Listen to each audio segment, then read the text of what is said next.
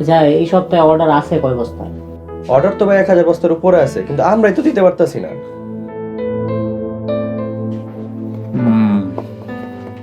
তাহলে এক কাম কর, নতুন কিছু ডিলারের লগে যোগাযোগ কর, যোগাযোগ কইরা আমগো চাহিদা মতো অর্ডার দিয়ে দে, ব্যবসা বাড়া। ভাই আপনার একটা কথা কমু, আমি অনেক বছর ধরে এই চাইলের আড়তে চাকরি করি, কিন্তু আপনার মতো এমন ব্যবসা বোঝা লোক পাইলাম না। আপনি অল্প সময় আইসা পুরো মার্কেট খাইয়া দিছেন।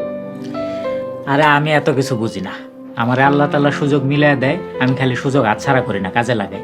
সেটা তো ঠিক আছে, তারপরেও ভাই আপনি একটা জিনিস, কিন্তু ভাই আপনার পিছনে কিন্তু এখন অনেক শত্রু লেগে গেছে। নানান জন আমার নানান কথা কয়। মানুষের কথা হইন না, কাম নাই। তুই খালি আমি যেটা কমু এটা করবি। আর হন, ভালো দেখে কিছু টিন কিনিস তো, ঘরে চাল ফুড হয়ে গেছে। ভাই ঘরে টিন বদলায় কি করবেন?